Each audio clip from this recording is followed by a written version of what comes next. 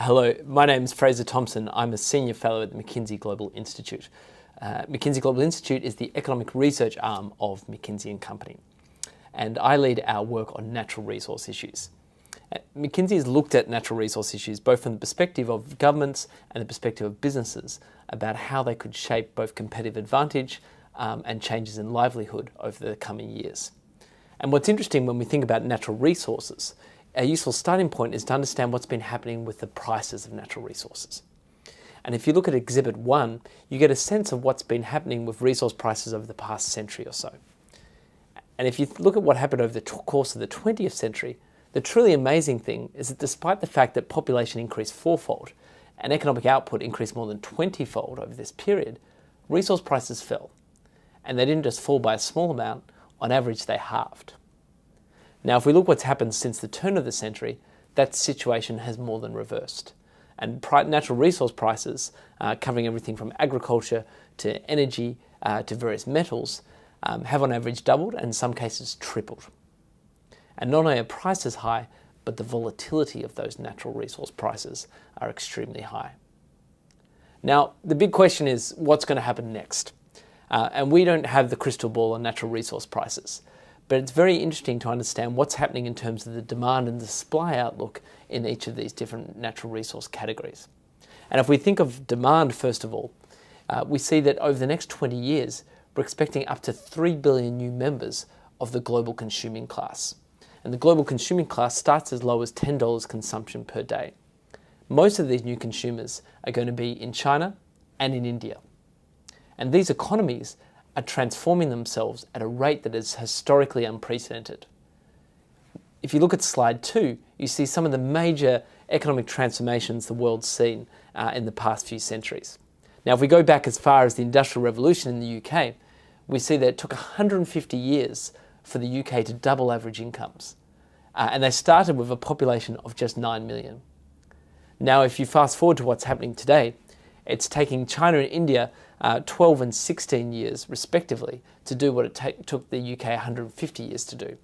And rather than starting with a population of 9 million, they're starting with a population over 2 billion.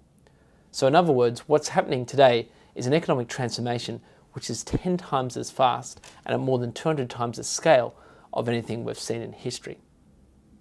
Now, in the supply landscape, whilst we're not running out of natural resources, we are finding that supplying and meeting this demand is becoming increasingly challenging.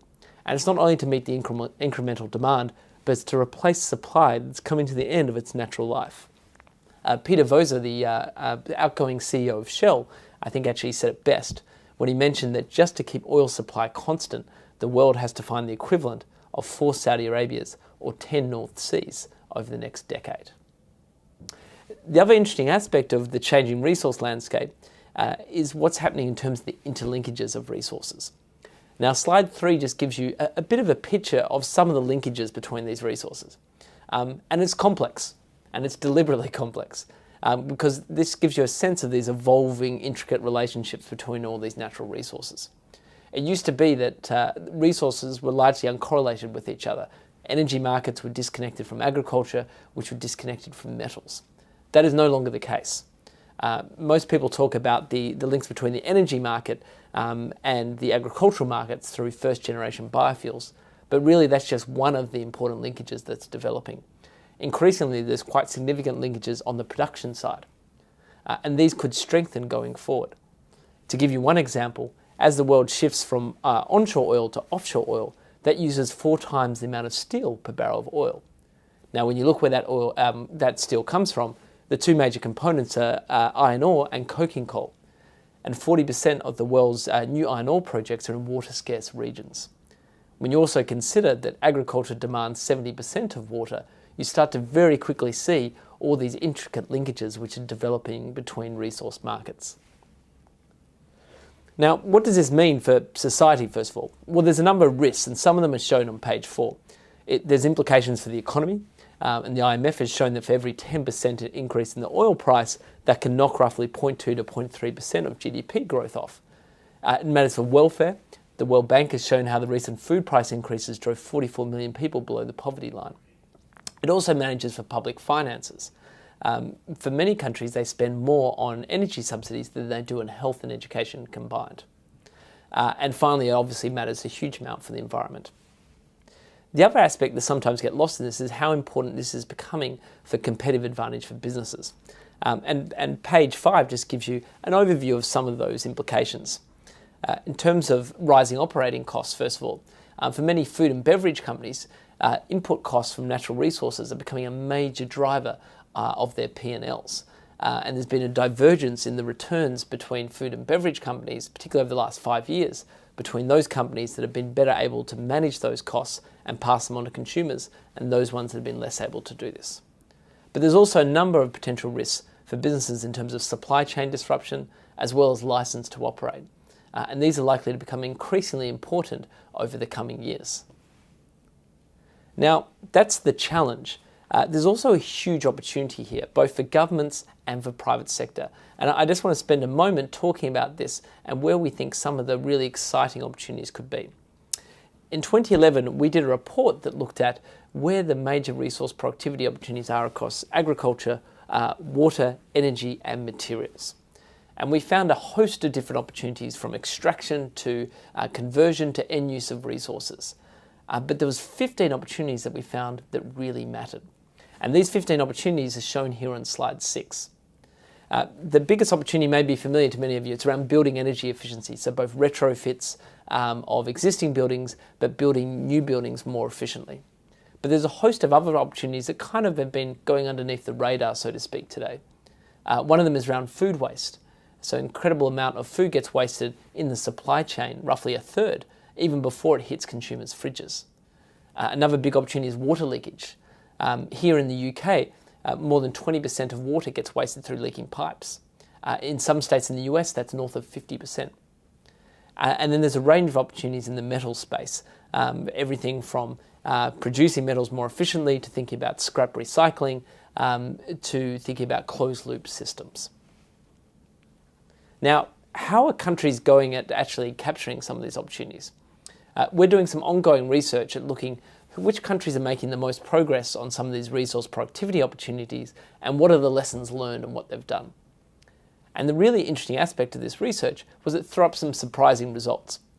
The first one, and as shown here on slide 7, is that there's huge variation across different regions in terms of their performance on these opportunities. If you look first of all in terms of food waste, and this is just in the supply chain, in North America, food waste is roughly at 16%, whereas in parts of Africa, it's double to almost 3 times those levels. If you look at oil recovery in Norway is almost double the levels it is in Saudi Arabia. So a range of quite varied opportunities across different countries. And also what that means is that a lot of opportunities to learn from what other countries are doing in each of these spaces. The second thing was interesting is that a lot of best practice on resource productivity is in very surprising places. Take water leakage, for example. Cambodia, and particularly Phnom Penh, has made some of the most rapid improvements of water leakage from rates that were above 70% to now rates that are low as 6% and below many European countries. And finally, the really big surprise is that many of the biggest improvers are in surprising places. So take electric and hybrid vehicles, for example. Albeit the penetration rates are low, but France, as shown here on slide 9, has actually been one of the most significant improvers over recent years. So what can we learn from these different case studies?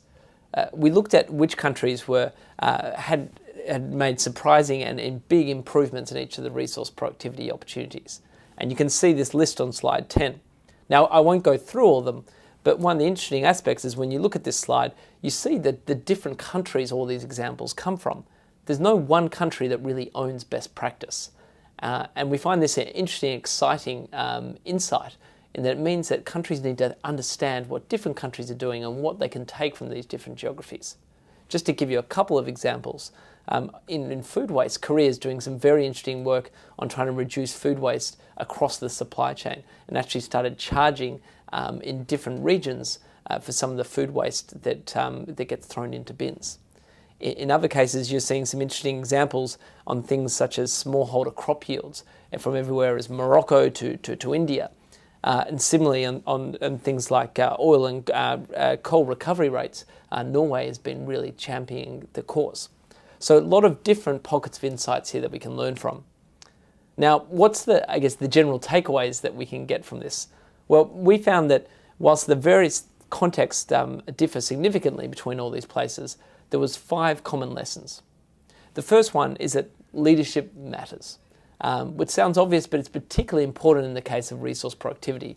A lot of these changes have started through the leadership of a few select individuals that have been able to galvanise change. In the case of water leakage in Cambodia, it started with some officials that really recognised the need for change and were able to bring the different stakeholders together. When you look at urban densification and around transport usages, in public transport in particular, mayors have often kick-started this. Here in London, it was driven by the London mayor on congestion pricing as well as subsidies to public transport. There's also a real lesson around demonstrating and role modelling. A lot of this change requires new procedures, new ways of doing things, and role modelling this to show it how it looks in practice has been quite important. Morocco did this quite successfully with a series of pilot projects around smallholder aggregation farms. The third is around mitigating the downside.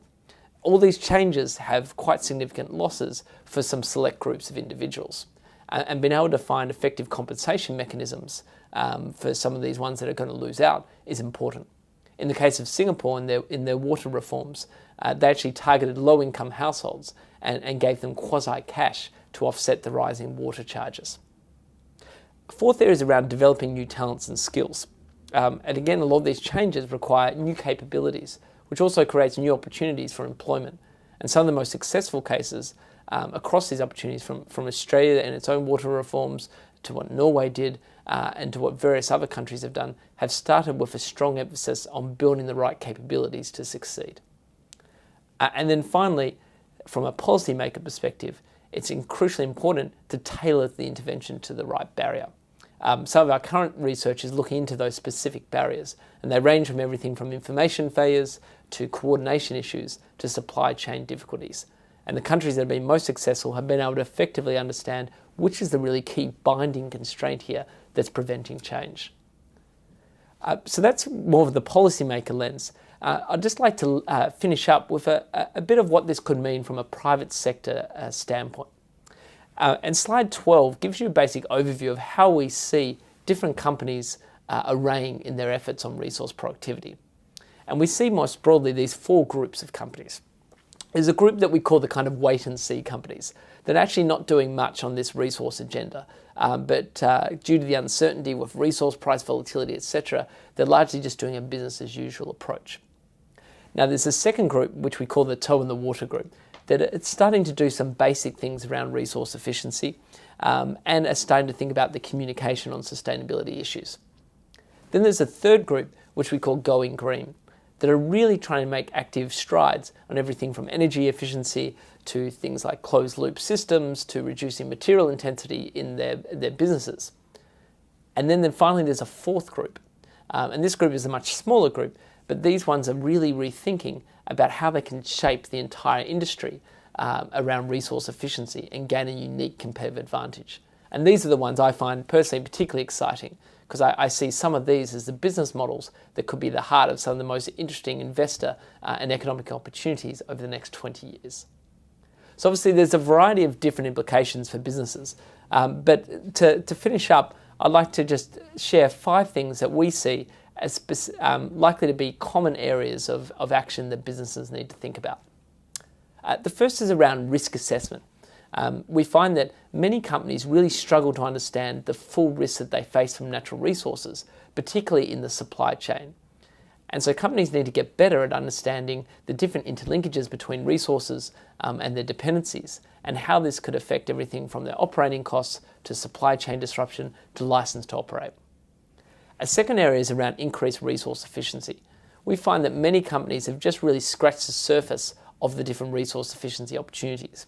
And the ones that have done better have actually taken an active approach to really benchmarking and measuring their performance across different plants and, where possible, across other industry operators.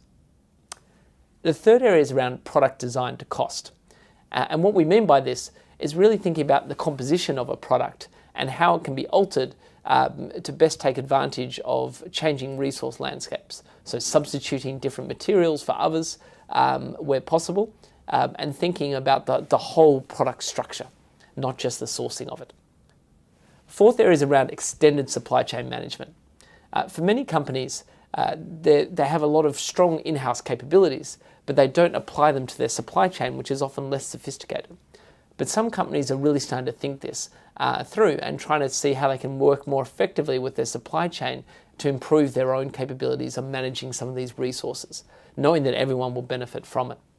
To give you one example, Siemens has done a major energy efficiency program where it's worked with suppliers to improve their energy efficiency rates, and it's become its own business.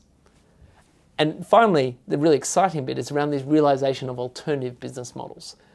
There's a range of new business models that have been starting to develop, from everything from asset utilization, so car sharing, for example, and companies like Zipcar or Relay Rides in the US, to other programs around closed-loop systems. So Michelin, for example, which has started to sell vehicle hours rather than the tyre. So consumers, rather than buying a product, start to buy a service.